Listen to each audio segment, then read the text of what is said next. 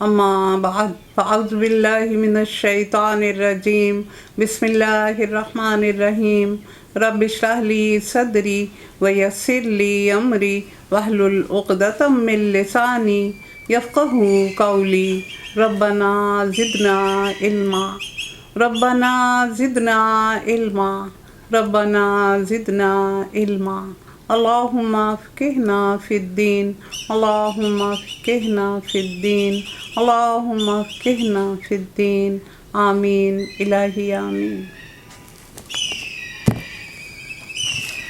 سورۃ الفرقان فارقہ سے ہے، مکی سورت۔ یہاں مصحف کی ترتیب 25 اور نزولی ترتیب 42 ہے۔ قیام مکہ کا دور متوسط جو 5 سے 10 تک ہے، اور یہ اس کا زمانہ نزول بھی سورۃ مومنون والا ہی محسوس ہو رہا ہے، اور یہ ایک روایت یہاں ہمیں ملتی ہے کہ یہ سورۃ نساء سے 8 سال پہلے نازل ہوئی تھی۔ 77 آیات ہیں اور 6 رکوع ہیں۔ اعوذ باللہ من الشیطان الرجیم بسم اللہ الرحمن الرحیم تبارک الذی نزل الفرقان علی عبدہ لیکون للعالمین نذیرا الذی لہ ملک السماوات والارض ولم یتخذ ولدا ولم یکن لہ شریک فی الملک وخلق کل شیء فقدرہ تقدیرا واتخذوا من دونه آلهة لا يخلقون شيئا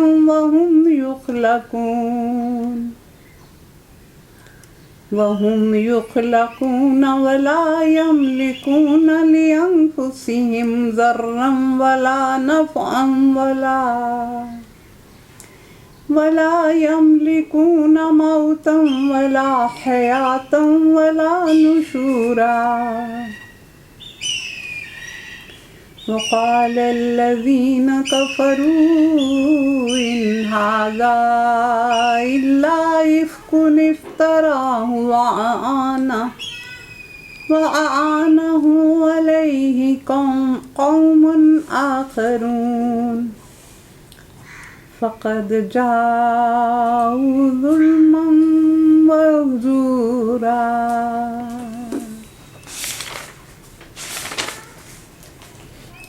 اللہ کے نام کے ساتھ جو رحمان اور رحیم ہے۔ فرقان فریقہ کرنے والی، ضمیر بھی کہا جا سکتا ہے، حق اور باطل میں، جھوٹ اور سچ میں، نیکی اور بدی میں، غلط اور صحیح میں، سیاہ اور سفید میں فرق کرنے والی۔ نہایت بابرکت ہے وہ جس نے یہ فرقان اپنے بندے پر نازل کیا۔ بابرکت، ہم یہ لفظ بہت زیادہ اردو میں استعمال کرتے ہیں، یہ برکت ہو جائے گی نا، بسم اللہ پڑھ کے کھانا کھائیں گے تو اس میں برکت ہو جائے گی۔ تو بابرکت وہ ذات ہے، بڑا محسن اور نہایت باخیر ہے، اس کی وجود سے خیر پھیل رہی ہے، نہایت بزرگ اور باعظمت ہے، نہایت مقدس اور منزہ ہے، ہر طرح کے شرک سے پاک ہے، نہایت بلند و برتر ہے، اس لیے کہ بادشاہی ساری کی ساری اسی کی ہے، کمال قدرت کے اعتبار سے برتر ہے، اور ہر کائنات کی ہر چیز کو پیدا کرنے والا اور اس کی تقدیر بنانے والا وہ ہے، بابرکت ہے۔ ہم کہتے ہیں نا اللہ کے نام سے کام شروع کیا جائے تو بڑی برکت آ جاتی ہے، تو یہ رب ہمارے ساتھ ہو جاتا ہے۔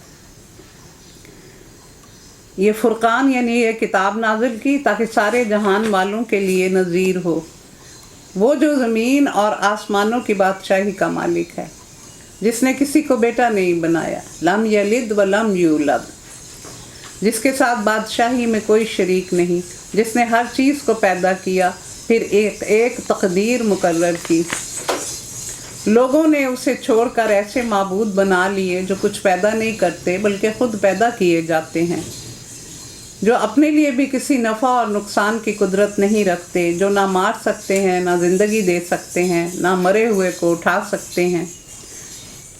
जिन लोगों ने नबी की बात मानने से इनकार कर दिया वो कहते हैं कि ये मन घड़त चीज़ है जिसे इस शख्स ने घर लिया है, और कुछ दूसरे लोगों ने इस काम में इसकी मदद की है। बड़ा जुल्म और सख्त झूठ है जो ये कह रहे हैं।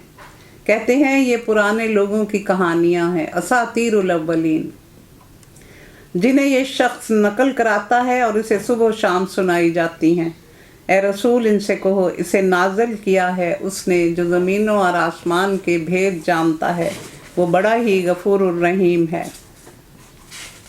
और वो कहते थे ना कि ये इनके पास अगर अल्लाह ताला की तरफ से होता तो अल्लाह ताला इनको इकट्ठी किताब दे देते। अब ये जो हमें थोड़ा थोड़ा सुनाते हैं, तो रात को इनके पास यहूदी गुलाम आते हैं, 2-3 गुलामों का वो नाम लेते थे कि वो आते हैं, नकल कराते हैं, फिर सुबह को ये हमें सुना के कहते हैं कि वही नाज़िल होती है। और इसमें वो अदास, यसार और जबर का नाम लेते थे। ये ज़्यादातर यहूदी थे, आज़ाद करदा ग़ुलाम थे लोगों के।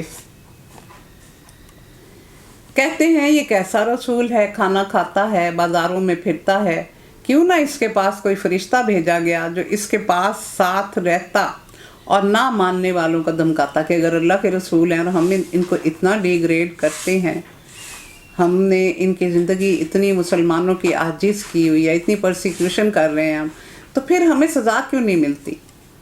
ये इनके साथ एक फ़रिश्ता आ जाए जो धमकाए कि क्यों कर रहे हो, ये अल्लाह के रसूल हैं, और या और कुछ नहीं तो इसके लिए कोई ख़जाना उतार दिया जाता, कोई बाग होता जिससे ये इत्मीनान की रोज़ी हासिल करते। ये तो वही हैं जो बकरियां चराया करते थे। और जालिम कहते हैं तुम एक सहरज़दा आदमी के पीछे लग गए हो। देखो कैसी कैसी अजीब हुज्जतें ये पेश कर रहे हैं, ऐसे बहके हुए हैं कि कोई ठिकाने की बात इनको सूझती नहीं। हज़रत अबू उमामा से रवायत है कि रसूल अल्लाह सल्लल्लाहु अलैहि वसल्लम ने फरमाया कि मेरे रब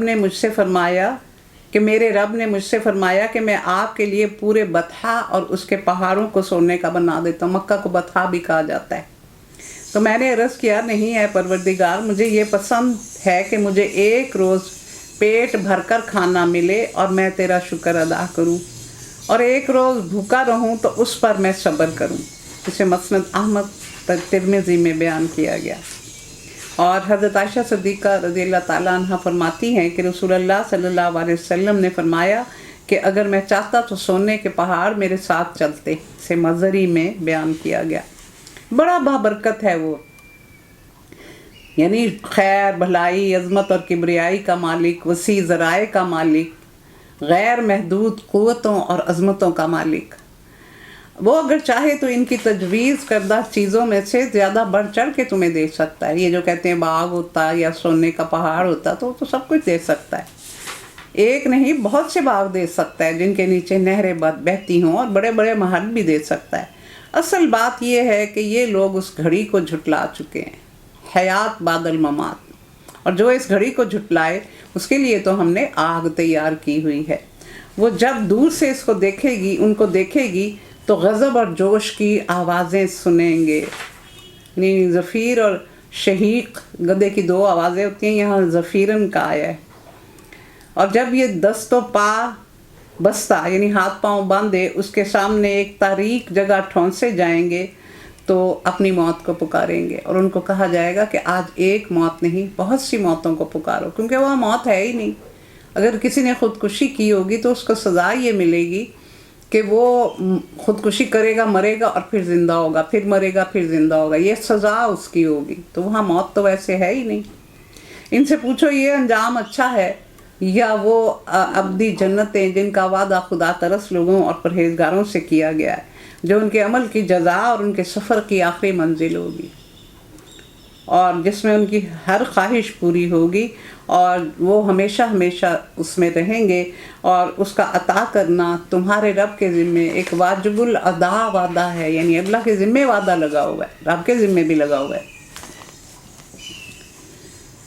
اور وہی دن ہوگا جب تمہارا رب ان لوگوں کو گھیر کر لائے گا اور ان معبودوں کو بھی بلا لے گا جنہیں آج یہ اللہ کو چھوڑ کر پوج رہے ہیں۔ پھر وہ ان سے پوچھے گا کیا تم نے میرے ان بندوں کو گمراہ کیا تھا یا خود بھٹک گئے تھے؟ کون آئیں گے؟ انبیاء، رسول، شہداء، اولیاء، صالحین، ان سے پوچھا جائے گا، پھر فرشتوں سے پوچھا جائے گا۔ اور حضرت عیسیٰ علیہ السلام کا مکالمہ تو قرآن میں آیا ہے کہ اے موسیٰ کیا تو نے اور تیری ماں نے کہا تھا کہ مجھے چھوڑ کر تم دونوں کی پرستش کی جائے؟ تو یہ وہاں سوال ہوگا۔ عرض کریں گے پاک ہے آپ کی ذات، ہماری تو یہ مجال نہ تھی کہ آپ کے علاوہ کسی اور کو مولا بنا لیتے، مگر آپ نے ان کو اور ان کے باپ دادا کو خوب سامان زندگی دیا، پھر یہ آپ کو بھول گئے اور شامت زدہ ہو کے رہے۔ یوں جھٹلا دیں گے وہ تمہارے معبود تمہاری ان باتوں کو جو آج تم کہہ رہے ہو۔ وہ سامنے کہیں گے جی ہمیں تو پتہ نہیں۔ یا حضرت عیسیٰ نے کیا جواب دیا تھا؟ حضرت عیسیٰ علیہ السلام نے کہا تھا یا باری تعالیٰ میں تو جب تک ان کے درمیان رہا میں آپ کی طرف بلاتا رہا، لیکن یہ بندے ہیں تیرے، انہوں نے بعد میں جو بھی کیا ہے میرے، پھر تو نے مجھے اٹھا لیا تھا، میرے اٹھائے جانے کے بعد انہوں نے جو کچھ کیا ہے میں تیرے بندے ہیں، تو چاہے ان کو بخش دے یا ان کو عذاب دے۔ یہ بات انہوں نے کہی۔ اور پھر تم نہ اپنی شامت کو ٹال سکو گے اور نہ کہیں سے مدد پا سکو گے، اور جو بھی تم میں سے ظلم کرے گا اسے ہم سخت عذاب کا مزہ چکھائیں گے۔ اے رسول تم سے پہلے جو بھی رسول آئے وہ کھانا کھاتے تھے، بازاروں میں پھرتے تھے، دراصل ہم نے تم لوگوں کو ان کے لیے آزمائش کا ذریعہ بنا دیا۔ کیا تم صبر کرتے ہو؟ تمہارا رب سب کچھ دیکھتا ہے۔ رسول اللہ صلی اللہ علیہ وسلم کی تعلیم یہ ہے کہ جب تمہاری نظر کسی ایسے شخص پر پڑے جو مال و دولت میں تم سے زیادہ ہے اور صحت و قوت اور عزت و جاہ میں تم سے بڑا ہے تو تم فوراً ان لوگوں کی طرف نظر کرو جو ان معاملات میں تم سے کم تر ہیں، تاکہ تم حسد کے گناہ سے بچ جاؤ اور اپنی موجودہ حالت میں اللہ کا شکر کرنے کی اللہ کا شکر کرنے کی توفیق تمہیں ملے۔ تو اسے بخاری، مسلم اور مظہری میں بیان کیا گیا کہ ہمیشہ اپنے سے نیچے کو دیکھنا چاہیے۔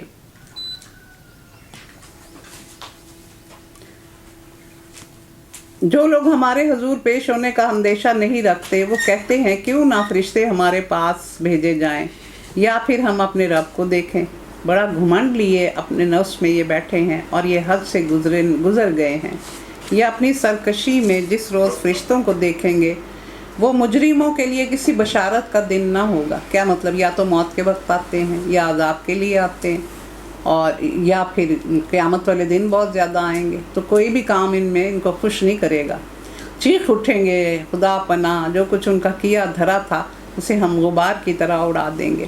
کیا مطلب کہ جو نیک اعمال انہوں نے کیے بھی تھے، چونکہ وہ کفر کی حالت میں کیے تھے اور اللہ تعالیٰ کے لیے نہیں کیے تھے اور وہ جنت کے حصول کے لیے نہیں کیے تھے، ایمان کی بنا پہ نہیں کیے تھے، تو ان کا کوئی فائدہ نہیں ہوگا، وہ ہوا میں اڑ جائیں گے۔ جیسے جو چیز ہوا میں اڑے وہ ضائع ہو جاتی ہے، بس وہی لوگ جو جنت کے مستحق ہیں اس میں ٹھہریں گے اور دوپہر گزارنے کو عمدہ مقام پائیں گے۔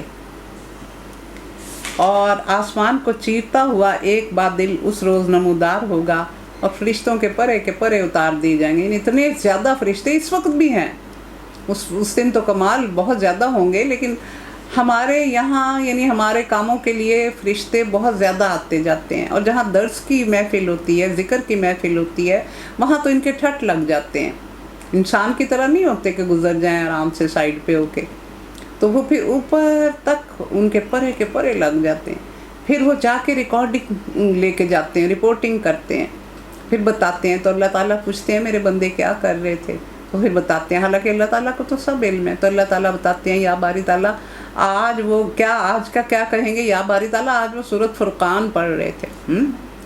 تو پھر اللہ تعالیٰ پوچھیں گے تو وہ مجھے یاد کر رہے تھے، انہوں نے مجھے دیکھا ہے؟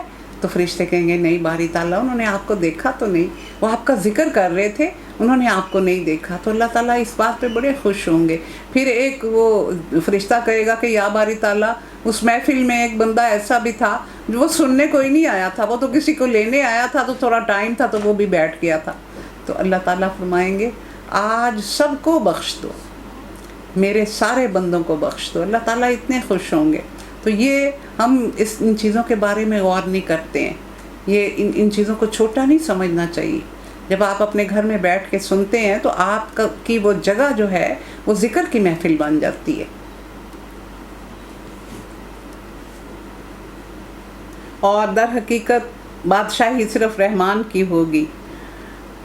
قرطبی کی حدیث ہے کہ آسمان شک ہو جائے گا، اس میں سے ایک رقیق بادل نکلے گا جس میں فرشتے ہوں گے، ایک سائبان آسمان سے آئے گا، اس میں حق تعالیٰ کی تجلی ہوگی، اس کے گردا گرد ملائکہ ہوں گے، یہ حساب شروع ہونے کا وقت ہوگا۔ اس وقت آسمان کا پھٹنا صرف کھلنے کے مفہوم میں لیا جائے گا، وہ پھٹنا نہ ہوگا جو نفخ صور کے وقت ہوگا۔ آسمان پھٹ کر دھواں ہو جائے گا، آسمان پہلے بھی دھواں تھا اور پھر آسمان بنائے گئے تھے، پھر وہ اپنی پرانی حالت میں آ جائے گا۔ یہ وہ منظر ہیں جو متشابہات میں سے ہیں، ہم ان کو سمجھ نہیں سکتے صحیح طریقے سے۔ اور منکرین کے لیے وہ دن بڑا سخت ہوگا، ظالم انسان اپنا ہاتھ کاٹے گا، کاش میں نے رسول کا ساتھ دیا ہوتا، میری کم بختی، کاش میں نے فلاں کو دوست نہ بنایا ہوتا۔ تو اس میں ایک واقعہ کوٹ کیا جاتا ہے کہ رسول اللہ صلی اللہ علیہ وسلم کو عقبہ بن ابی معیط نے اپنے گھر دعوت پہ بلایا، تو آپ نے کہا کہ میں اس شرط پر آؤں گا کہ تم اسلام قبول کر لو۔ اس نے کہا میں کر لوں گا، اس نے مان لیا کہ میں اسلام قبول کر لوں۔ تو آپ نے کھانا تناول فرما لیا اور اس نے آپ کے سامنے اسلام قبول بھی کر لیا، لیکن اس کے بعد ابی بن خلف جو اس کا دوست تھا وہ اس کے سر ہو گیا۔ اس نے کہا تم نے یہ کیا کیا، تم پاگل ہو، تم اپنے باپ دادا کے دین کو چھوڑ کے اس طرح کی حرکتیں کر رہے ہو، یعنی تم ان کے دین کو خراب کرنا چاہتے ہو، یہ نہیں تم نے ٹھیک کام کیا۔ تو پھر وہ مرتد ہو گیا تھا۔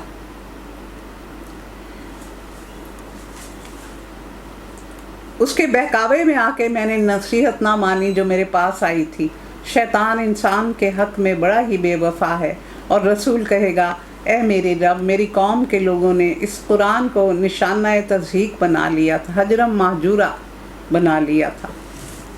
حضرت ابن عباس فرماتے ہیں کہ رسول اللہ صلی اللہ علیہ وسلم سے دریافت کیا گیا کہ مجلسی دوستوں میں کون لوگ اچھے ہوتے ہیں؟ آپ نے فرمایا وہ شخص جسے دیکھ کر اللہ یاد آئے اور جس کی گفتگو سے تمہارا علم بڑھے اور اس کے عمل کو دیکھ کر تمہاری آخرت کی یاد تازہ ہو، کہ وہ دوست ہوتے ہیں اچھے۔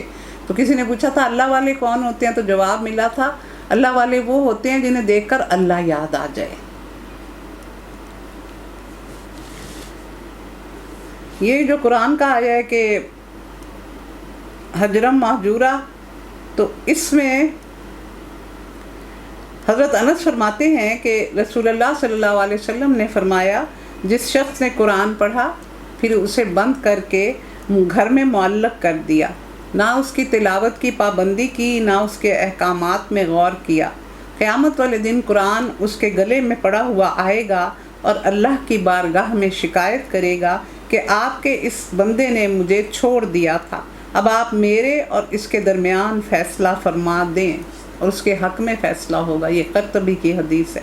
تو حجرہ مہجورہ، حجرہ ہوتا ہے چھوڑ دینا، کسی چیز کو ترک کر دینا۔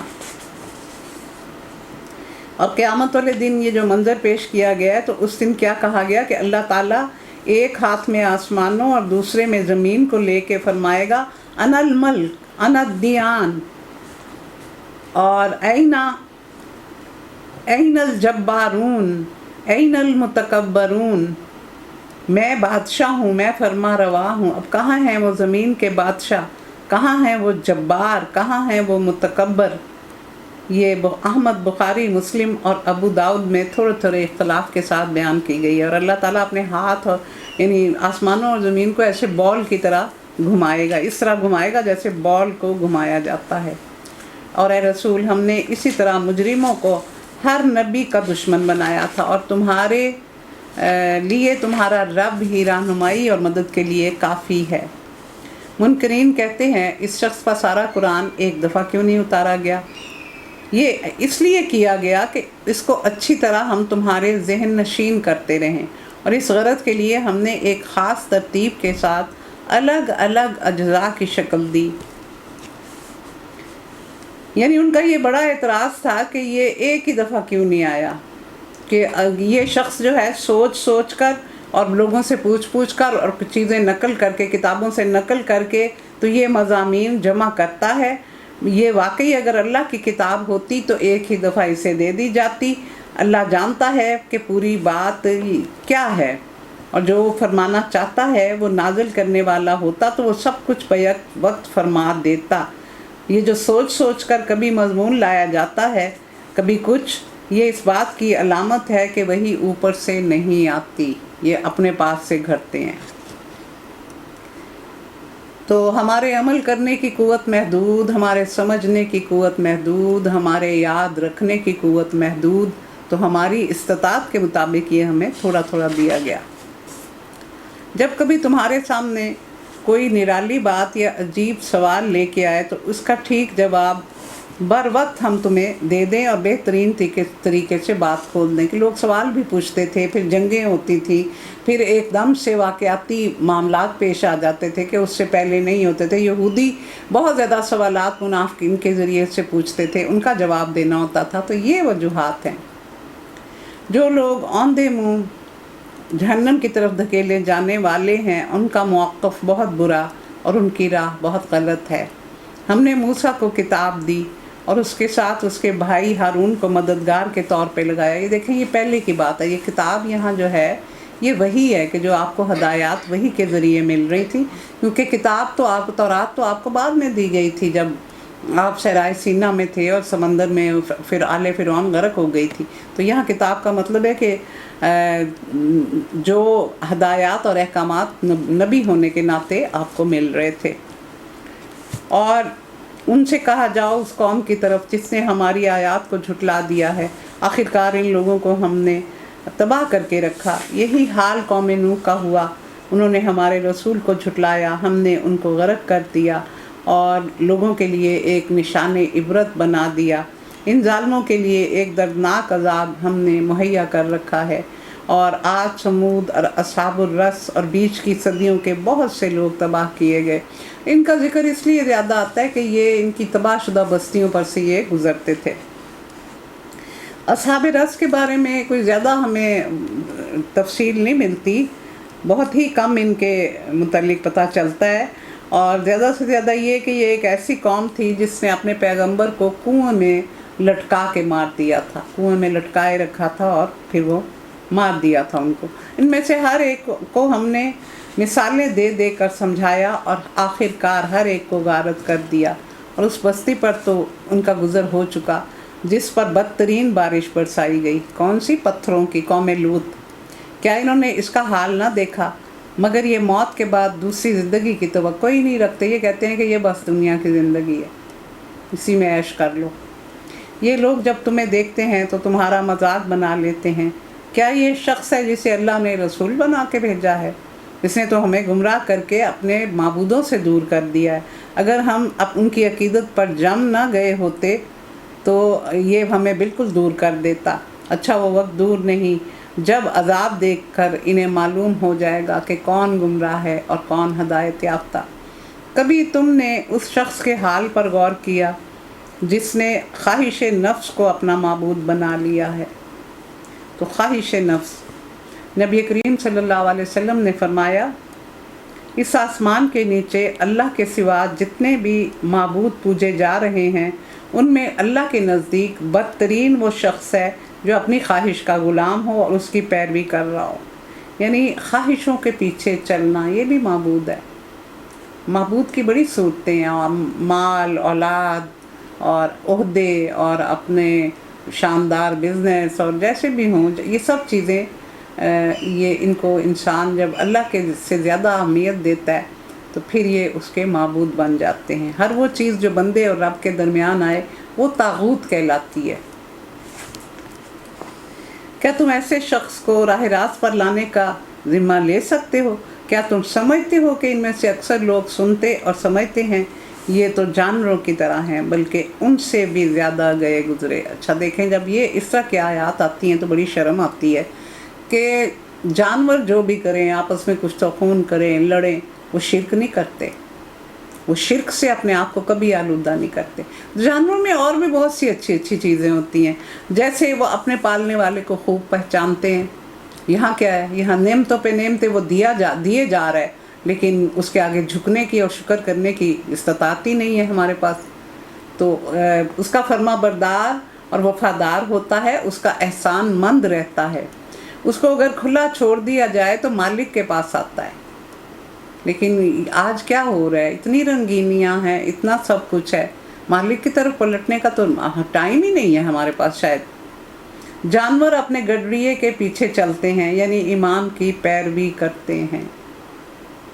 आज देख लें कि हमारी जो सोशल सिनेरियो है वो किस कदर हॉरिबल है। एक जंग चल रही है, अगर कोई शख्स काम करना भी चाह रहा है तो उसे करने नहीं दे रहे।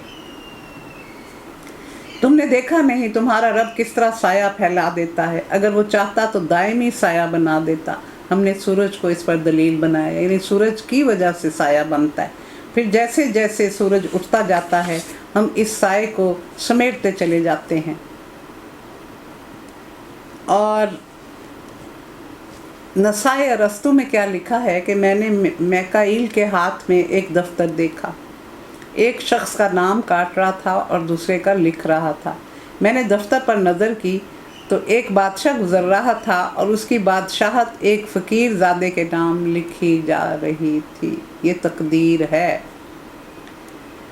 वो अल्लाह है जिसने रात को तुम्हारे लिए लिबास और नींद को सुकून मौत और दिन को जी उठने का वक्त बनाया। सुकून मौत अजले सुगरा, नींद को अजले सुगरा कहा जाता है, और मौत को अजले कुबरा, असली पक्की मौत, बड़ी मौत। और होता क्या है कि इंसान जब सोता है तो उसमें हमारी रूह के दो हिस्से हैं, एक है नफसानी और एक है हैवानी। जो हैवानी है उसके ज़रिए हमारी नब्ज़ चलती है, हम सांस लेते हैं, हम करवट लेते हैं, वो मौजूद रहती है। लेकिन नफसानी जो रूह है उसको निकाल दिया जाता है। वो फिर आसमानों पे ये जो ख्वाब देखते हैं, हम एक दूसरे से मुलाकातें करती हैं रूहें, ये ख्वाब हैं ये जो हमें नज़र आते हैं। लेकिन जब किसी का वक्त पूरा हो जाता है तो फिर उस रूह को वापस नहीं पलटाया जाता। अगर नींद में ही उसकी मौत का वक्त आ जाए फिर उसको वहीं रहने दिया जाता है। तो ये अल्लाह ताला ने नींद भी बड़ी एक मुझे वाली चीज़ बनाई है जो हमारी समझ में नहीं आती है। और इसमें उसने हमें पूरी यानी एक मुआफ़क़त पैदा कर दी। एक तो हमारे मिजाज में नींद को रखा, दूसरा रात को अंधेरा कर दिया। नींद लाना हमारे बस में नहीं है, कभी ना आ रही हो तो पता चलता है कि ये कितनी बड़ी नेमत है। तो दूसरा ये कि रात को अंधेरा कर दिया कि सुकून से सो सकें। तीसरा ये कि हर एक का वक्त नींद का वो रखा। ये नहीं होता कि जानवर जो हैं वो चल रहे हैं, परिंदे आ रहे हैं, ये हो रहा है वो हो रहा है, या कुछ सो रहे हैं या कुछ जाग रहे हैं, नहीं, सबकी नींद का उसने रात का ही वक्त रख दिया, जिसकी वजह से सुकून मिलता है। और वही है जो अपनी रहमत के आगे आगे हवाओं को बशारत बनाकर भेजता है, फिर आसमान से पाक पानी नाज़िल करता है ताकि एक मुर्दा इलाके को उससे ज़िंदगी बख्शे और अपनी मखलूक में से बहुत से जानवरों और इंसानों को सैराब करे। अल्लाह ताला ने क्या फरमाया कि जब ज़मीन पर खैरात, सदक़ात और ज़कात रोके जाते हैं तो मैं बारिश रोक देता हूँ, लेकिन फिर मैं जानदारों और परिंदों और इस तरह की चीज़ों के लिए उगाता हूँ। इस करिश्मे को हम बार बार उनके सामने लाते हैं ताकि वो कोई सबक हासिल करें, मगर अक्सर लोग कुफ्र और नाशुक्री के सिवा दूसरा रवैया इख्तियार करने से इनकार कर देते हैं। वलौ शिअना लबअसना फ़ी कुल्ली क़रियतिन नज़ीरा फ़ला तुतिइल काफ़िरीन वजाहिदुहुम बिही जहादन कबीरा वहुवल्लज़ी मरजल बहरैनि हाज़ा अज़्बुन फ़ुरातुन व हाज़ा मिल्हुन उजाज वजअल बैनहुमा बरज़ख़न व हिज्रन महजूरा। अगर हम चाहते तो हर बस्ती में एक एक नज़ीर उठा खड़ा करते, जैसे कि पहले इस तरह एक एक वक्त में ज़्यादा नबी भी आते रहे हैं। बस है नबी काफरों की बात को हरगिज़ ना मानो और इस कुरान को लेकर इसके साथ जिहाद करो। जिहाद होता है, जोहद होता है कोशिश, जिहाद होता है वो कोशिश जबकि सामने एक नेगेटिव फोर्स हो, اس کے لیے تگودو کرنا کہ وہ بہت زیادہ ہوتی ہے۔ تو جہاد کی بہت سی قسمیں ہیں، جیسے جہاد بالقلم، جہاد بالعلم، جہاد بالمال، جہاد بالجان، جہاد بالسیف۔ تو یہ جہاد ہر طرح سے کرو، اور وہی ہے جس نے دو سمندروں کو ملا رکھا ہے، ایک لذیذ اور شیریں، دوسرا تلخ اور شور، اور دونوں کے درمیان ایک پردہ حائل ہے، ایک رکاوٹ ہے جو انہیں ملنے سے روکے ہوئے ہے۔ تو یہ منظر اس وقت نظر آتا ہے جب کوئی بڑا دریا سمندر میں گرتا ہے۔ خود سمندر میں بھی مختلف مقامات پر میٹھے پانی کے چشمے پائے جاتے ہیں، یہ عجائبات رب ہیں، اور جن کا پانی سمندر کے نہایت تلخ پانی کے درمیان بھی اپنی مٹھاس قائم رکھتا ہے۔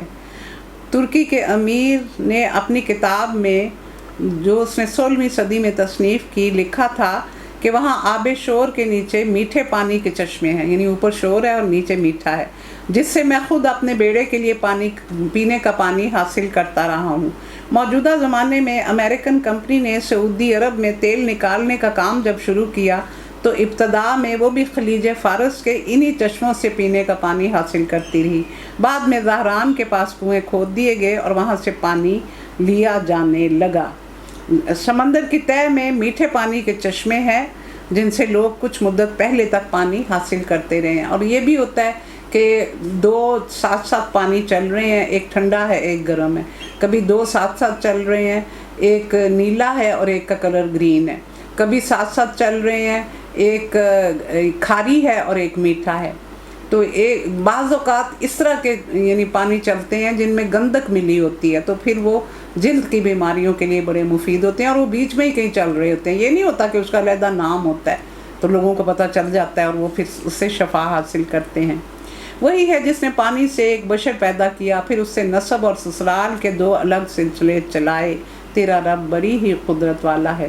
یہ جو آیت ہے 54، یہ اگر بچیوں کے رشتے نہ ہوتے ہوں تو پڑھنے کے لیے دعا مانگی جائے تو اللہ تعالیٰ مسئلہ حل کرتا ہے۔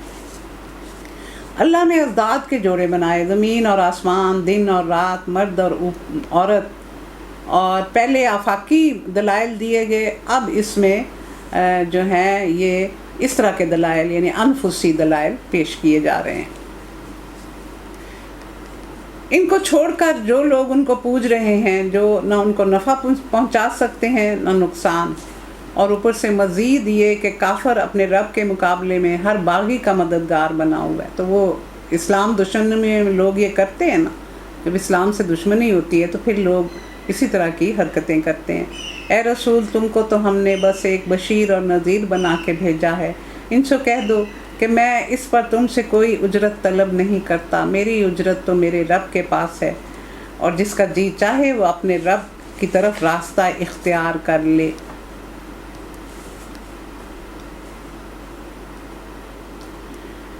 اور اے رسول، اس رب پر بھروسہ کرو جو زندہ ہے اور کبھی مرنے والا نہیں ہے، اس کی حمد کے ساتھ اس کی تسبیح کرو، اور اپنے بندوں کے گناہوں کا حساب لینے کے لیے وہ کافی ہے۔ یعنی جس پر موت وارد ہو جائے اس پر بھروسہ کرنا خود کو دھوکہ دینا ہے، کہ جو چیزیں جیسے حضرت ابراہیم علیہ السلام نے کیا کہا تھا، جب ستارے دیکھے تو یہ میرا رب ہے، وہ ڈوب گئے، ڈوبنے والا تو رب نہیں ہوتا۔ پھر چاند کو دیکھا تو وہ بھی ڈوب گیا، پہلے کہا میرا رب ہے، پھر کہا نہیں، ڈوبنے والا تو رب نہیں ہوتا۔ اسی طرح سورج، یہ بہت بڑا ہے، یہ میرا رب ہے، وہ بھی ڈوب گیا، نہیں، ڈوبنے والا تو میرا رب نہیں ہوتا۔ تو یہاں یہی سمجھایا گیا۔ اور اس نے 6 دنوں میں زمین و آسمان کی اور ان ساری چیزوں کو بنا کر رکھ دیا جو آسمان اور زمین کے درمیان ہیں، پھر آپ ہی کائنات کے عرش پر جلوہ فرما ہوا۔ رحمان، اس کی شان بس کسی جاننے والے سے پوچھو۔ تو رحمان کے نام سے یہ بڑا چڑھتے تھے، یہ کہتے تھے کہ ہمیں کہتے ہیں کہ شرک نہ کرو، تو خود کبھی رحمان کہتے ہیں، کبھی اللہ کہتے ہیں، کبھی رب کہتے ہیں، کبھی رحیم کہتے ہیں، تو یہ شرک نہیں کر رہے ہیں۔ تو رحمان لفظ جو ہے وہ تورات اور انجیل میں بھی موجود ہے۔ ان لوگوں سے جب کہا جاتا ہے رحمان کو سجدہ کرو تو کہتے ہیں وما الرحمن، رحمان کیا ہوتا ہے؟ کیا بس جسے تو کہہ دے اسے ہم سجدے کرتے پھریں؟ یہ دعوت ان کی نفرت میں اور اضافہ کر دیتی ہے۔ ماں جو ہے وہ ذوی العقول کے لیے، غیر ذوی العقول کے لیے ہوتا ہے، جاندار کے لیے من ہوتا ہے، تو یہ کہتے تھے مر رحمان۔ بڑا متبرک ہے پھر تبارک الذی جعل فی السماء بروجا وجعل فیہا سراجا وقمرا منیرا، بڑا بابرکت ہے جس نے آسمان میں برج بنائے اور اس میں ایک چراغ اور ایک چمکتا چاند روشن کیا۔ چراغ دیکھیں، چراغ سے کئی چراغ جلتے ہیں، لیکن جو سورج ہے اس سے کوئی روشنی حاصل نہیں کی جا سکتی۔ آپ کو پتہ ہے سورج چاند سے روشنی حاصل ہوتی ہے، لیکن وہ اس طرح کی نہیں ہوتی۔ آپ اگر کچھ چیزوں کو شیشے کے نیچے، ہم بچپن میں کاغذ کو شیشے کے نیچے رکھتے تھے تو اس کو آگ لگ جایا کرتی تھی، تو یہ چراغ ہے، یہ چیزوں کو جلاتا ہے۔ وہی ہے جس نے رات اور دن کو ایک دوسرے کا جانشین بنایا، اور ہر اس شخص کے لیے جو سبق لینا چاہے یا شکر گزار ہونا چاہے۔ برج کا لفظ آیا، برج عربی میں قلعے، قصر، مستحکم عمارت کے لیے ہوتا ہے۔ قدیم علماء فلک کے مطابق سورج کے 12 مدار ہیں جو برج کہلاتے ہیں۔ شاید عالم بالا کے بھی 12 خطے ہیں۔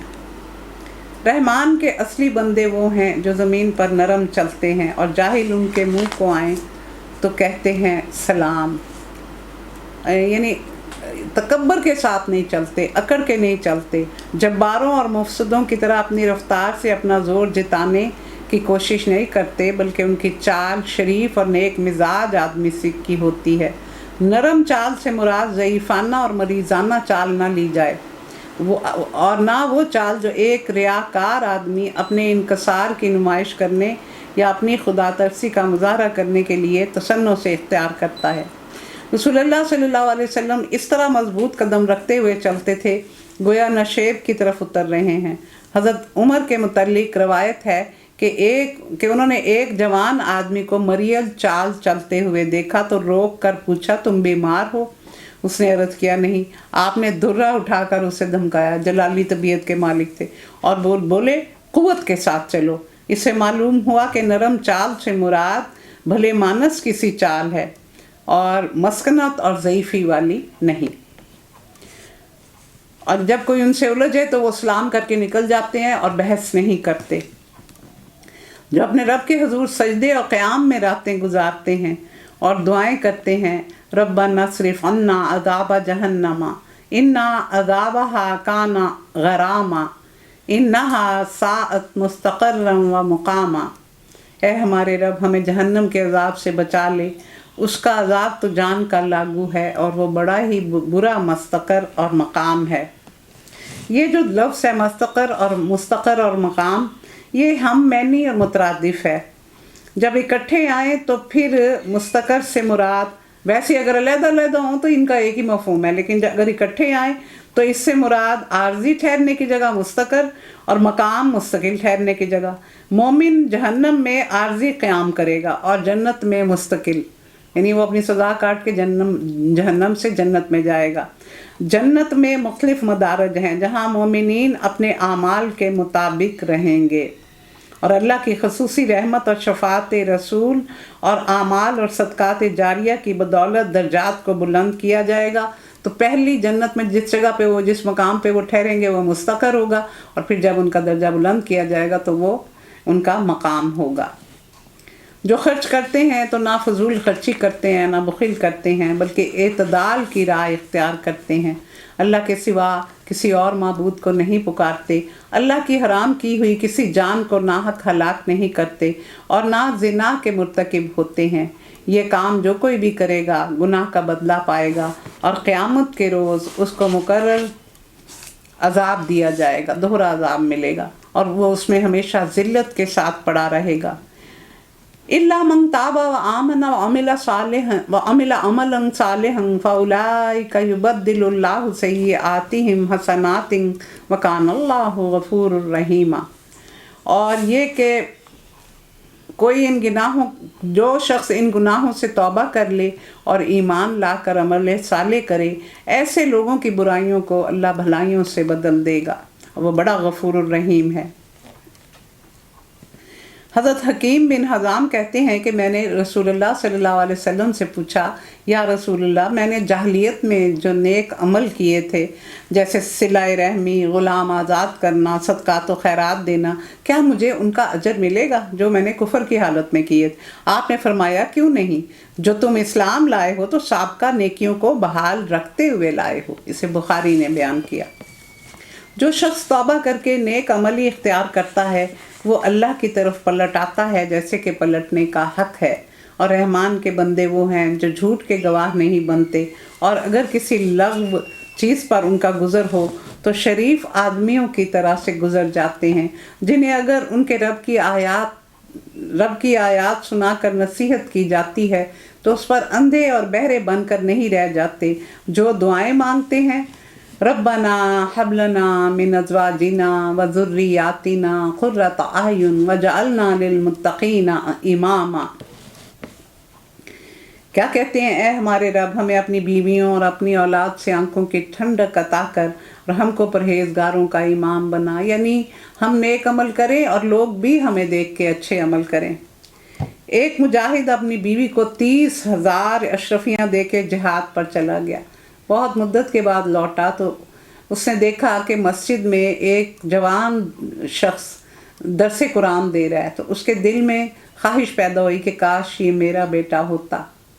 تو جب وہ گھر پہنچا تو اس کی بیوی نے بتایا کہ وہ آپ مجھے اشرفیاں دے کے گئے تھے کہ میری اولاد کی ٹریننگ اس سے کرنا، ابھی بچہ پیدا نہیں ہوا تھا، بیٹی بیٹا جو ہوگا اس کی اچھی تربیت کرنا، تو میں نے یہ جو بچہ آپ دیکھ کے آئے ہیں یہ آپ ہی کا بیٹا ہے۔ یعنی دیکھیں اللہ تعالیٰ نے کس طرح ان کی دعا قبول کی، تو انہوں نے یہ آیت تلاوت کی۔ یہ ہیں وہ لوگ جو اپنے صبر کا پھل منزل بلند کی شکل میں پائیں گے، آداب و تسلیمات سے ان کا استقبال ہوگا، غرفہ بالا خانے جنت میں۔ باغات کا ذکر آتا ہے تو اللہ تعالیٰ فرماتے ہیں کہ صرف باغوں میں نہیں بٹھائے رکھوں گا، تمہارے لیے بالا خانے بھی ہوں گے۔ وہ کس طرح کے ہوں گے؟ یقیناً یہ تو فوٹو کاپیاں ہیں، اتنے خوبصورت گھر جو دنیا کے ہیں وہ سب فوٹو کاپی ہے، اصل تو وہاں ہمیں ملیں گے۔ اور تحیتم و سلامہ کہ دعائے خیر اور سلامتی ہوگی، اور وہ ہمیں ہمیشہ ہمیشہ وہاں رہیں گے۔ کیا ہی اچھا ہے وہ مستقر اور ٹھکانہ مقام۔ اے رسول، لوگوں سے کہو میرے رب کو تمہاری کیا پڑی ہے کہ اگر تم اس کو نہ پکارو اب کہ تم نے جھٹلا دیا ہے، عنقریب وہ سزا پاؤ گے کہ جان چھڑانی محال ہو جائے گی۔ تو اس کا کیا مفہوم ہے کہ تم اگر اس کو نہ پکارو تو پھر اسے بھی تمہاری کوئی پرواہ نہیں ہے، تم اگر اس کو یاد نہیں کرتے تو وہ تمہیں یاد نہیں کرے گا۔ فاذکرونی اذکرکم، تو اس کو کیا پڑی ہے کہ تمہیں پکارے اور تمہیں یاد رکھے، اور تمہیں وہ پکڑ لے گا، ایسا جکڑے گا کہ تم وہاں سے چھوٹ نہیں سکو گے۔ ابھی وقت ہے، ابھی سنبھل جاؤ۔ سورۃ شعراء، اگلی سورت، یہ بھی مکہ کے متوسط دور کی سورت ہے، اور یہ اس کی جو ترتیب ہے قرآن میں وہ 26 ہے اور نزولی ترتیب 47 ہے۔ شعرا کا مطلب ہوتا ہے خیالی بات، اور یعنی خیالات کو بیان کرنا جس بات میں حقیقت نہ ہو۔ شعر بال کو بھی کہتے ہیں، بالوں کو بھی شعرا کہا جاتا ہے، تو اس کا مطلب یہ ہوا شعور بھی اسی سے بنا ہوا ہے۔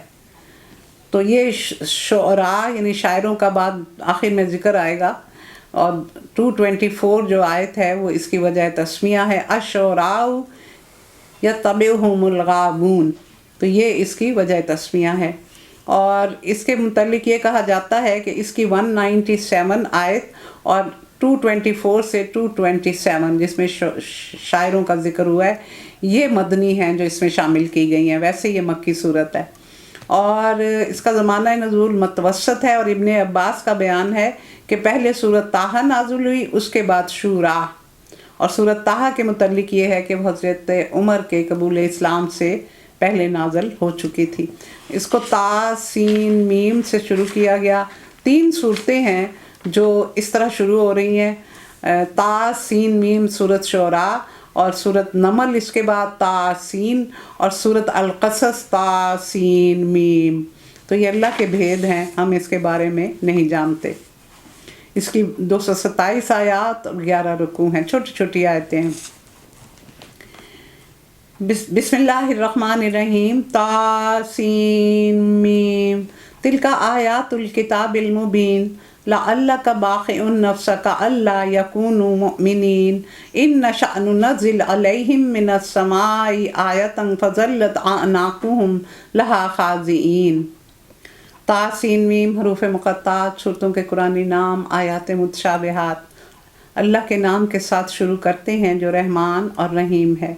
ए रसूल, शायद आप इस गम में अपनी जान खो देंगे कि ये ईमान नहीं लाते। बख अकल मतलब होता है पूरी तरह ज़िबा करना, यानी इसका जो इस लुग़वी मतलब है वो ये है कि आप अपनी जान को हलकान कर रहे हैं, मार रहे हैं कि ये ईमान नहीं लाते। हम चाहें तो आसमान से एक ऐसा मोजज़ा उतार दें कि जिसे देखकर इनकी गर्दनें झुक जाएं, और इन लोगों के पास रहमान की तरफ से जो भी नसीहत आती है इससे ये मुंह मोड़ लेते हैं। तो ये कि मोजज़ा दिखा दें तो ये झुक जाएं। तो यहाँ अल्लाह ताला फरमा रहे हैं कि मुझे जबरी ईमान मतलूब नहीं है।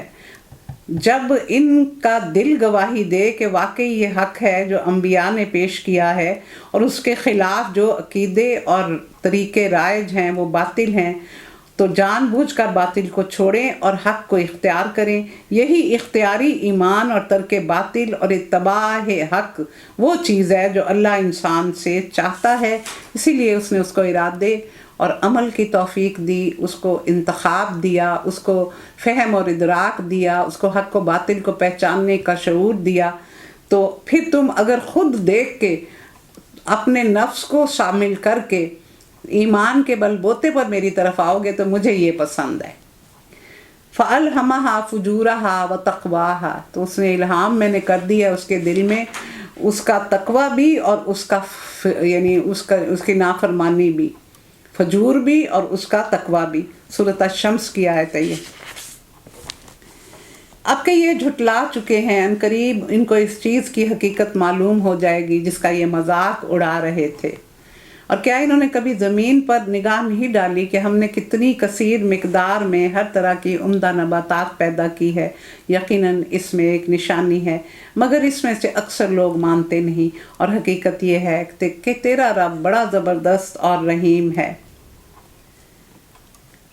यहाँ आया कि इसमें कुल्ले ज़ौजिन करीम, कि इसमें उम्दा नबातात पैदा की, तो करीम का लफ्ज़ जो है उसका मफ़हूम होता है नफ़ा पहुँचाना, नफ़ा पहुँचाना। तो ये जो अहले अरब थे वो अंगूर को करमा कहते थे क्योंकि उससे ये बहुत फ़ायदे लेते थे, तो उसका नाम उन्होंने करमा रखा हुआ था। फिर ज़ौज का लफ्ज़ आया, तो ज़ौज के भी दो मतलब हैं, एक तो जोड़े को भी कहा जाता है और दूसरा किस्म को भी, मुख्तलिफ़ अक़साम को भी अज़वाज कहा जाता है। उन्हें उस वक्त का किस्सा सुनाओ जब तुम्हारे रब ने मूसा को पुकारा, जालिम कौम के पास जा, फ़िरौन की कौम के पास, क्या वो नहीं डरते? उसने अर्ज़ किया, ए मेरे रब, मुझे खौफ है कि वो मुझे झुटला देंगे और मेरा सीना घुटता है और मेरी ज़ुबान नहीं चलती। आप हारून की तरफ रिसालत भेजें। ये बिल्कुल वो बात है जब माँ या बाप बच्चे को काम कहे तो वो कहता है बाबा उसको कह देना या अम्मा उसको कह देना। तो इस तरह उन्होंने कहा कि मेरी तो ज़ुबान, अब इसमें कई जगह पे ये भी मिलता है कि आपकी ज़ुबान में लुकनत थी लेकिन मेरा दिल इसे नहीं मानता। मेरा ख़्याल ये है कि आपके जो भाई थे वो बहुत शानदार ख़तीब थे, ख़िताबत का बड़ा रिवाज था, तो आप इतने अच्छे ख़तीब नहीं थे, इतनी अच्छी तकरीरें नहीं करते थे, तो आपने ये कहा था तो आप इनको बना दे। तो अल्लाह ताला ने फरमाया, और फिर आप साथ क्या कहा कि मुझ पर उनके यहाँ एक जुर्म का इल्ज़ाम भी है और मैं डरता हूँ कि वो मुझे कत्ल कर देंगे। तो आपको पता ही है कि वो वाक़या गुज़रेगा भी, फिर भी आएगा, दोबारा भी आएगा कि आपने वो एक उसको किप्ती को मुक्का मारा था और वो मर गया था, तो फिर आप वहाँ से चले गए थे मदियन की तरफ। तो ये कत्ल ख़ता था, कत्ल अमद नहीं था। फरमाया हरगिज़ नहीं, तुम दोनों जाओ हमारी निशानियाँ लेकर, हम तुम्हारे साथ सब कुछ सुनते रहेंगे। फ़िरौन के पास जाओ और उसे कहो कि हमें रब्बुल आलमीन ने भेजा है कि तू बनी इसराइल को हमारे साथ आने दे। तो ये भी बिल्कुल हमारे रवैये जैसे बच्चा अगर कहीं सेन में जाने से डर रहा हो, अंधेरा हो, तो माँ कहती है मैं देख रही हूँ ना, दरवाज़ा खोलो ना, मैं देख रही हूँ, मैं देख रही हूँ। तो अल्लाह ताला ने कहा डरो नहीं, मैं देख रहा हूँ और रब्बुल आलमीन ने भेजा है। वो कहता था ना अना रब्बुकुमुल आला, तो उसको जाके बताओ कि रब्बुल आलमीन कौन है। फिर उन्होंने कहा ہم نے تجھ کو اپنے ہاں بچہ سا پالا تھا. یعنی ایک رامسیس تھا اور ایک منفتح تھا. رامسیس نے پالا تھا اور منفتح کے ساتھ یہ شہزادوں کی طرح جوان ہوئے محل میں، فنون سپاہ گیری سیکھے، علوم و فنون سیکھے اور سپہ سالاری سیکھی. ایک مہم میں بھی فرعون نے بھیجا تھا جس میں آپ کامیاب ہو کے آئے تھے. تو نے اپنی عمر کے کئی سال ہمارے ہاں گزارے، اس کے بعد تو کر گیا جو کر گیا، یعنی وہ قتل کا اشارہ. تو بڑا احسان فراموش آدمی ہے. موسیٰ نے جواب دیا وہ کام تو میں نے دانستگی میں، یعنی قتل خطا تھا وہ، پھر میں تمہارے خوف سے بھاگ گیا تھا. اس کے بعد میرے رب نے مجھے یہ دانشمندی اور نبوت عطا کی اور مجھے اپنے رسولوں میں شامل کر لیا. رہا تیرا احسان جو تو نے مجھ پر جتایا، تو اس کی حقیقت یہ ہے کہ تو نے بنی اسرائیل کو غلام بنا لیا تھا. موسیٰ فرعون نے کہا، یہاں بھی اس نے پھر ماں کہا ہے، ماں رب العالمین. رب العالمین کیا ہوتا ہے؟ میں نے بتایا نا، ماں جو ہے وہ غیر ذوی العقول، یعنی زندہ چیز کے لیے نہیں ہوتا، زندہ کے لیے من ہوتا ہے، ذوی العقول کے لیے من ہوتا ہے. تو اس نے کہا یہ رب العالمین کیا ہوتا ہے؟ کون ہے جو مصر کے بادشاہ کو اس کی رعایا کہ ایک ادنا فرد کے ہاتھوں یہ پیغام دے رہا ہے؟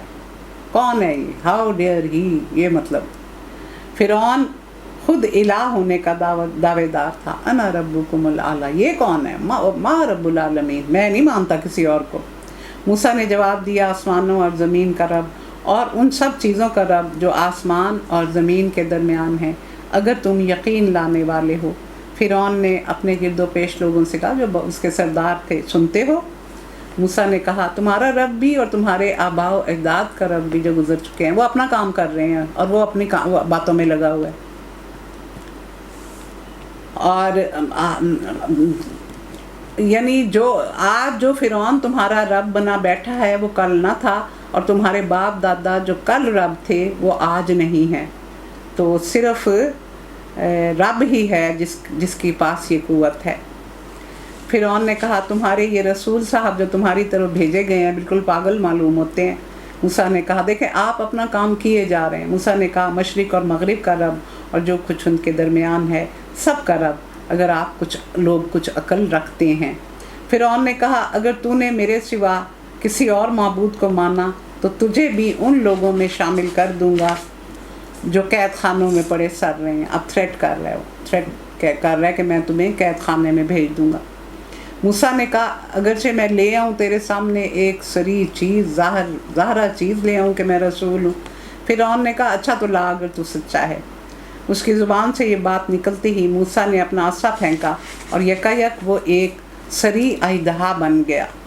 پھر اس نے اپنا ہاتھ بغل سے کھینچا اور وہ سب دیکھنے والوں کے لیے چمک رہا تھا. تو سبحان کا لفظ آیا ہے. سانپ کے لیے 2-3 لفظ آئے ہیں قرآن میں. ایک یہ آتا ہے، ایک جان آتا ہے. جان کا مطلب پتلا اور لمبا سانپ ہوتا ہے. ایک حیون آتا ہے، حیون ہر قسم کے سانپ کے لیے، اور سبحان اژدہا کے لیے بولا جاتا ہے. فرعون اپنے گرد و پیش کے سرداروں سے بولا یہ شخص بہت ماہر جادوگر ہے، چاہتا ہے کہ اپنے جادو کے زور سے تم کو تمہارے ملک سے نکال دے. اب بتاؤ تم کیا حکم دیتے ہو؟ انہوں نے کہا اسے اور اس کے بھائی کو روک لیجئے اور شہروں میں ہرکارے بھیجیں جو ہر طرح کے جادوگروں کو لے آئیں. تو جادو کا اتنا رواج تھا، جو جس جگہ کا رواج ہوتا تھا اس رسول کو وہ معجزہ دیا جاتا تھا. تو ان کا جادو کا رواج تھا تو حضرت موسیٰ کو یہ معجزے دیے گئے، اور حضرت عیسیٰ کے دور میں حکمت کا رواج تھا تو ان کو وہ چیزیں دی گئیں. رسول اللہ صلی اللہ علیہ وسلم کے دور میں وہ لوگ بڑے لٹرری تھے، بڑے ادبی تھے، تو ادب بڑے عروج پہ تھا، تو آپ کو قرآن جیسا معجزہ دیا گیا. تو ہر دور میں معجزے اس وقت کے مطابق دیے گئے.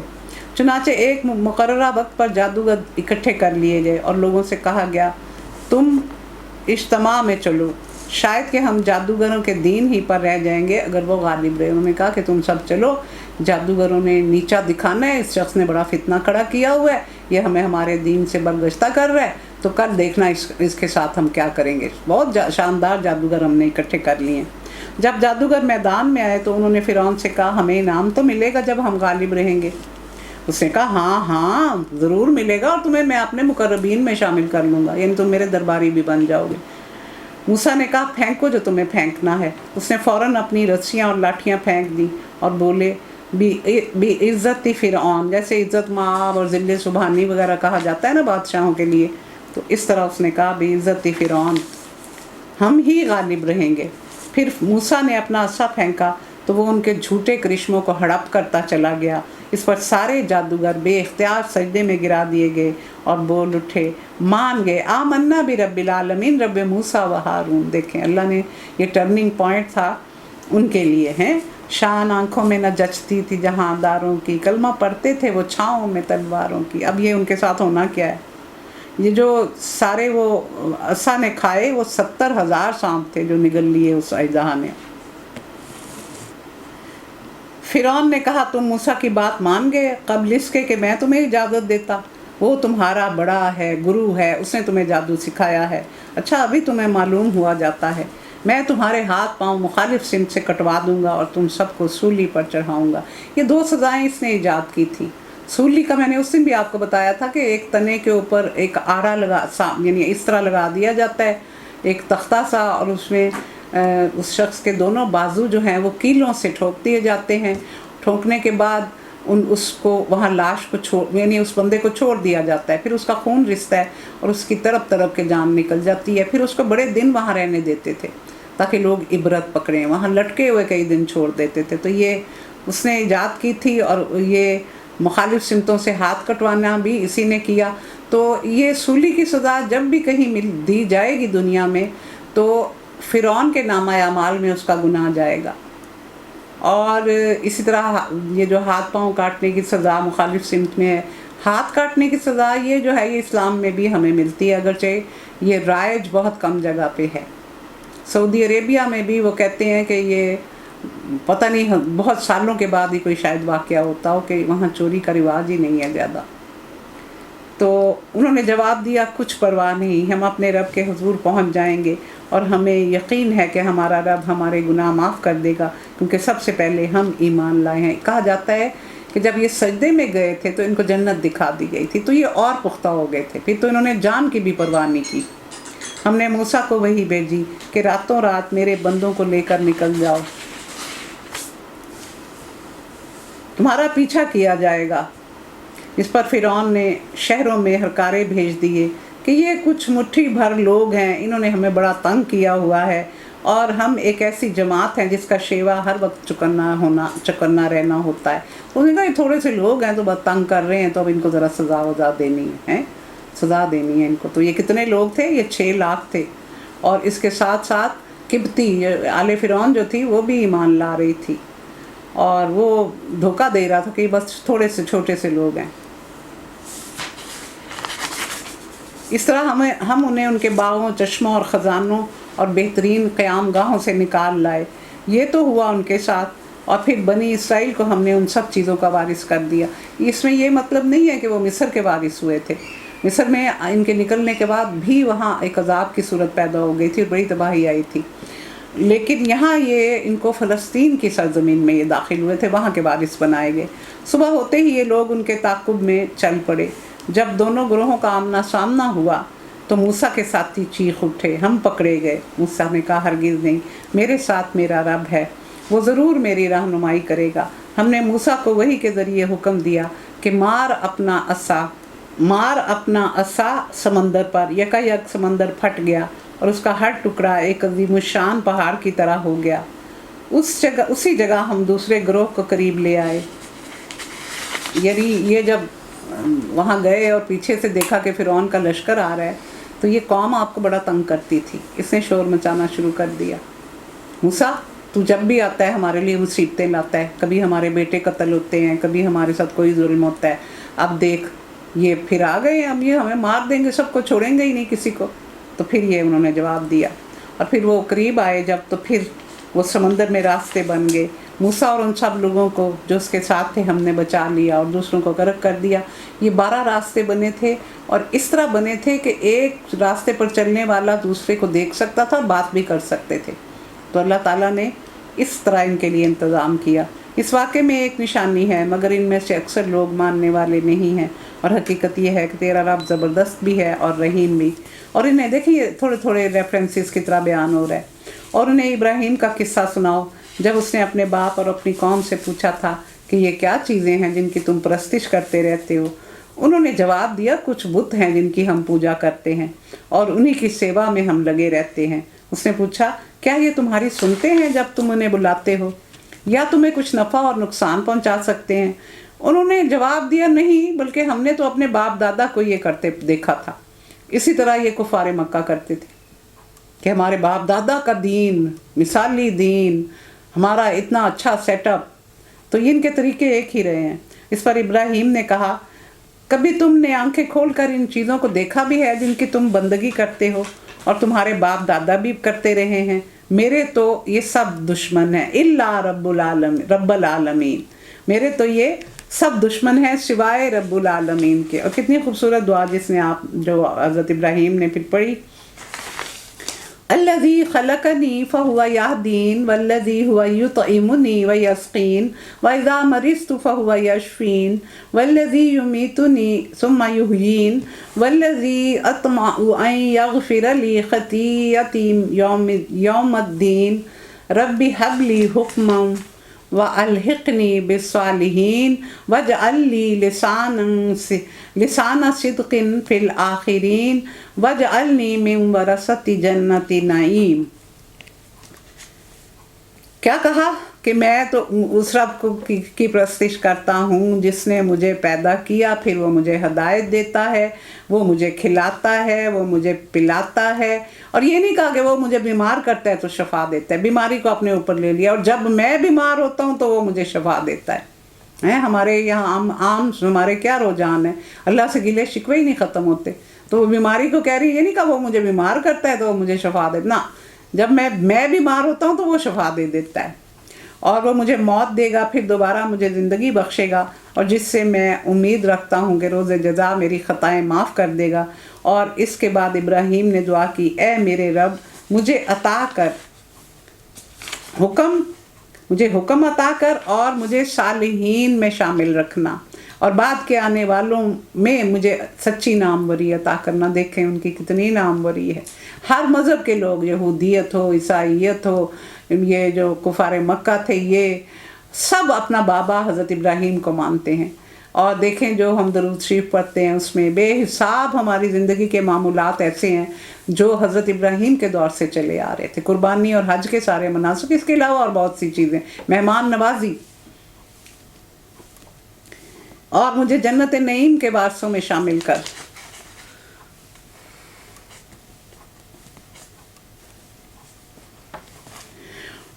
और मेरे बाप को माफ़ फरमा दे, बेशक वो गुमराह लोगों में से है, और मुझे उस दिन रुसवा न करना जब सब लोग ज़िंदा करके उठाए जाएंगे। इमाम तिरमिज़ी और निसाई ने हज़रत काब बिन मालिक की रिवायत से कहा कि रसूलुल्लाह सल्लल्लाहु अलैहि वसल्लम ने फरमाया, दो भूखे भेड़िए जो गले में छोड़ दिए जाएं वो गले को इतना नुकसान नहीं पहुंचा सकते जितना माल की मोहब्बत और इज़्ज़त जाह की तलब इंसान को पहुंचाती है। इमाम गज़ाली ने फरमाया, हुब्बे जाह की मोहब्बत 3 शर्तों के साथ जायज़ है। इसका मकसद अपने आप को बड़ा और दूसरों को हकीर समझना ना हो, और आखिरत के लिए हो कि लोग मेरे मोतक़िद हो के नेक आमाल करें और मुझे उसका अजर मिले। झूठी तारीफ़ की तलब ना हो, ये ना हो कि लोग हर वक्त वो मियाँ मिट्ठू बन के रहने का शौक़ ना हो। और इसलिए इसे हासिल करने के लिए गुनाह या दीन के मामले में मुदाहनत इख्तियार ना करनी पड़े, यानी माल और दौलत को हासिल करने के लिए या इज़्ज़त और ओहदे हासिल करने के लिए ईमान को भी ना बेचना पड़े और गुनाह भी ना करने पड़े। जबकि ना कोई माल फ़ायदा देगा और ना औलाद, सिवाय उस शख्स के जो क़ल्ब सलीम लिए हुए अल्लाह के हजूर हाजिर हो। और माल और औलाद काम नहीं आएगी, लेकिन माल और औलाद काम आती भी है। किस तरह कि अगर वो नेक है, वो कोई ऐसे अमल करती है तो वो इसाले सवाब पहुंचता रहता है।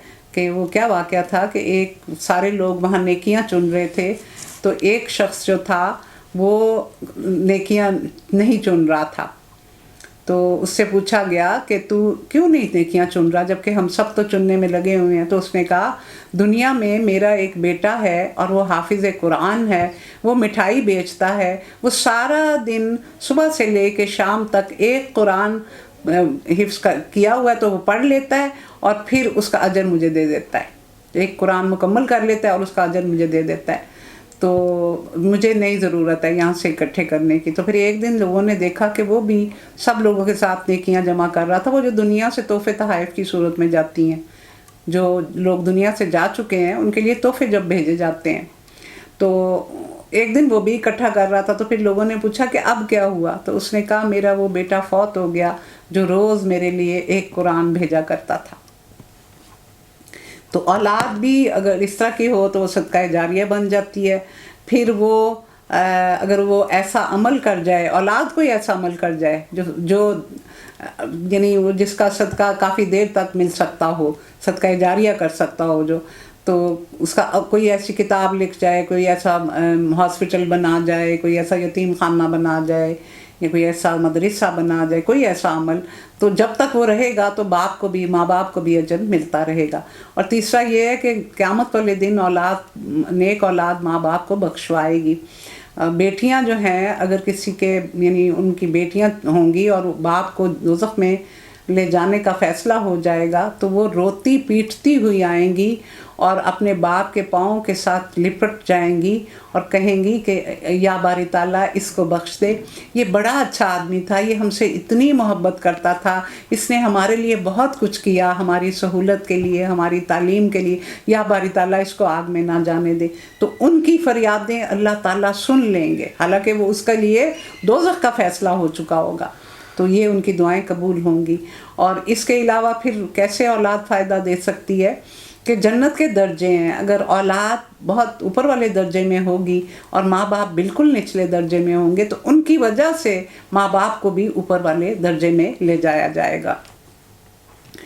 اس روز جنت پرہیزگاروں کے پاس لے جائے گی اور دوزخ بہکے ہوئے لوگوں کے لیے کھول دی جائے گی، ہائے ہائے، اور ان سے پوچھا جائے گا اب کہاں ہیں وہ جن کو تم اللہ کو چھوڑ کر عبادت میں شامل کیا کرتے تھے؟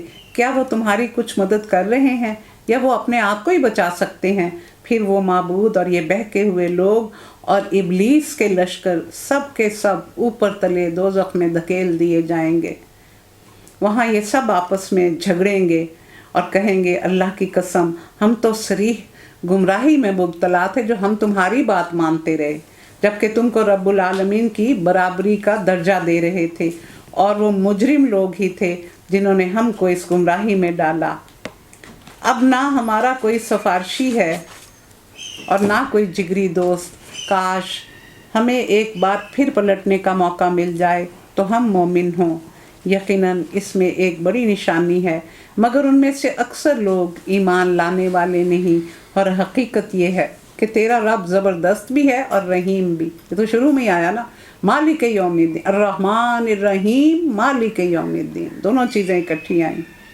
قوم نوح نے رسولوں کو جھٹلایا، یاد کرو جب ان کے بھائی نوح نے ان سے کہا تھا تم ڈرتے نہیں، میں ایک امانت دار رسول ہوں، انی لکم رسول امین، لہذا تم اللہ سے ڈرو اور میری اطاعت کرو، میں تم سے کسی اجر کا طالب نہیں ہوں، میرا اجر تو رب العالمین کے ذمے ہے، بس تم اللہ سے ڈرو اور میری اطاعت کرو۔ شیخ عبد القادر جیلانی بادشاہوں کے تحفے قبول نہیں کرتے تھے۔ ایک دفعہ خلیفہ بغداد نے اشرفیوں کے 10 توڑے ان کو پیش کیے، آپ نے انکار کر دیا، تو اس نے کہا لے لیں، اس نے یہ چاہا کہ آپ لے لیں، تھوڑا سا مجبور کرنا شروع ہو گیا، تو آپ نے ایک توڑا اپنے دائیں ہاتھ میں اور دوسرا اپنے بائیں ہاتھ میں پکڑا اور ان کو رگڑا، تو اس میں سے خون گرنا شروع ہو گیا۔ تو اس نے کہا کہ تمہیں شرم نہیں آتی، بغداد کا خون کھاتے ہو اور اسے میرے پاس لے آتے ہو؟ یعنی ظلم سے جو پیسہ اکٹھا کیا جاتا ہے، ناانصافی سے۔ خلیفہ پر اتنا اثر ہوا کہ وہ بے ہوش ہو گیا۔ اللہ کا نبی اور رسول کوئی تاجر یا دکاندار نہیں ہوتا کہ بلکہ داعی حق ہوتا ہے، اس کی دعوت اپنا زاد راہ اپنے ساتھ لے کے چلتی ہے۔ یہی شان ان لوگوں کی بھی ہوتی ہے جو نبیوں کے طریقے پر کام کرتے ہیں کہ اللہ تعالیٰ ان کے لیے وسائل کے دروازے کھول دیتا ہے۔ انہوں نے جواب دیا کیا ہم تجھے مان لیں حالانکہ تیری پیروی تو حقیر لوگوں نے اختیار کی ہے۔ نوح نے کہا میں کیا جانوں کہ ان کے عمل کیسے ہیں۔ یہی بات رسول اللہ صلی اللہ علیہ وسلم سے کہی جاتی تھی، یعنی جب بھی رسول اور نبی آئے تو ان کے جو لوگ تھے وہ اس طرح کے ہی باتیں عجیب و غریب سی کرتے رہے۔ ان کا حساب تو میرے رب کے ذمے ہے، کاش تم کچھ شعور سے کام لو۔ یعنی حضرت نوح نے جواب دیا کہ مجھے اس چیز کا مکلف نہیں ٹھہرایا گیا کہ میں لوگوں کے حسب، نسب، امارت اور ان کے پیشوں کی تفتیش کروں، بلکہ میرا کام ایمان کی دعوت دینا ہے، وہ چاہے کس حیثیت کا شخص ہو، میں اسے اپنی جماعت میں شامل کروں گا۔ میرا یہ کام نہیں کہ جو ایمان لائیں ان کو میں دھتکار دوں، میں تو بس ایک صاف صاف متنبہ کرنے والا آدمی ہوں۔ انہوں نے کہا اے نوح اگر تو باز نہ آیا تو پھٹکارے ہوئے لوگوں میں شامل ہو کر رہے گا۔ نوح نے کہا اے میرے رب، میری قوم نے مجھے جھٹلا دیا ہے، اب میرے اور ان کے درمیان دو ٹوک فیصلہ کر دے اور جو مومن میرے ساتھ ہیں ان کو نجات دے دے۔ اب یہ دیکھیں یہ قوم بڑا ظلم کرتی تھی حضرت نوح پر، اتنا مارتے تھے کہ لہو لہان کر دیتے تھے، آپ غش کھا کے گر جاتے تھے۔ پھر آپ کا بیٹا آتا تھا، آپ کو کسی کپڑے میں یا کمبل میں لپیٹ کے اٹھا کے لے کے جاتا تھا، لیکن پھر بھی آپ اس غم میں گھلتے رہے کہ یہ لوگ میری بات نہیں مانتے۔ 950 سال تبلیغ کی آپ نے۔ تو یہ رسول اللہ صلی اللہ علیہ وسلم کو سمجھانے کے لیے یہ بتایا جا رہا تھا کہ آپ کے ساتھ صرف ایسا نہیں ہو رہا، اے میرے نبی، اے میرے رسول، آپ سے پہلے بھی جو آئے تھے آپ کے بھائی، ان کے ساتھ بھی یہی کچھ ہوتا رہا ہے، تو آپ حوصلہ رکھیں، آپ اپنی جان کو ہلکان نہ کریں۔ یعنی بار بار یہ چیز آپ کی تالیف قلبی کے لیے کہتی جاتی رہی ہے، یعنی اللہ تعالیٰ اس کو بار بار دہراتے رہے۔ جس کا باطن ظاہر سے افضل ہے وہ ولی اللہ ہوتا ہے، جس کا ظاہر اور باطن ایک جیسا ہو وہ عالم ہوتا ہے، اور جس کا ظاہر باطن سے افضل ہو وہ کیا ہوتا ہے؟ وہ جاہل اور مکار ہوتا ہے، وہ منافق ہوتا ہے۔ اس سے شفیق بلخی نے بیان کیا۔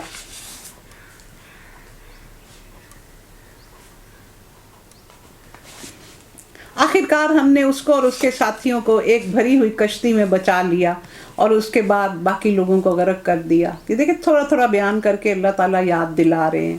یقیناً اس میں ایک نشانی ہے مگر اکثر لوگ ماننے والے نہیں، اور حقیقت یہ ہے کہ تیرا رب بڑا زبردست ہے اور رحم فرمانے والا ہے۔ عاد نے رسولوں کو جھٹلایا، یاد کرو جب ان کے بھائی ہود نے ان سے کہا تھا کیا تم ڈرتے نہیں؟ انی لکم رسول امین فاتقوا اللہ واطیعون، اللہ کا تقوی اختیار کرو اور میری اطاعت کرو۔ وما اسألکم علیہ من اجر ان اجری الا علی رب العالمین، میں تم سے کوئی اس چیز پہ اجر نہیں مانگتا، میرا اجر تو میرے رب کے ذمے ہے۔ یہ تمہارا کیا حال ہے کہ ہر اونچے مقام پر ایک لا حاصل یادگار بنا ڈالتے ہو؟ یعنی وہ بڑے بڑے گھر بناتے تھے اور پھر پہاڑوں کو کاٹ کے بھی بناتے تھے اور بڑے بڑے ستونوں والے گھر بناتے تھے۔ ان کا لفظ آیا تو دو پہاڑوں کا درمیانی راستہ، یعنی بلند جگہ، اونچے محل، اور بڑے بڑے قصر تعمیر کرتے ہو، گویا تمہیں ہمیشہ یہاں رہنا ہے، اور جب کسی پر ہاتھ ڈالتے ہو تو جبار بن کر ڈالتے ہو۔ بس تم لوگ اللہ سے ڈرو اور میری اطاعت کرو، اور ڈرو اس سے جس نے تمہیں وہ سب کچھ دیا ہے جو تم جانتے ہو، تمہیں جانور دیے، اولادیں دیں، باغ دیے، چشمے دیے، مجھے تمہارے حق میں ایک بڑے دن کے عذاب کا ڈر ہے۔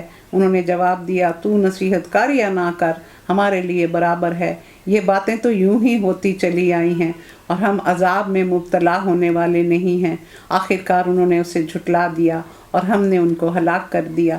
یقیناً اس میں ایک نشانی ہے مگر اکثر لوگ ماننے والے نہیں، اور حقیقت یہ ہے کہ تیرا رب زبردست بھی ہے اور رحیم بھی ہے۔ 140 آیت تک ہم نے کیا ہے، اور کل جمعے کا مبارک دن پہلا جمعہ ہے، تو کل فضائل رمضان پہ درس ہوگا، یہ اس طرح قرآن کا نہیں ہوگا، تو وہ فضائل قرآن پہ کل درس ہوگا انشاءاللہ۔ تو یہ پھر ہم انشاءاللہ پرسوں کریں گے.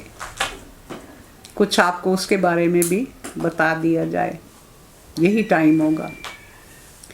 سبحانک اللہم و بحمدک نشہد ان لا الہ الا انت نستغفرک و نتوب الیک. آمین الہی آمین. ربنا تقبل منا انک انت السمیع العلیم وتب علینا انک انت التواب الرحیم. آمین الہی آمین.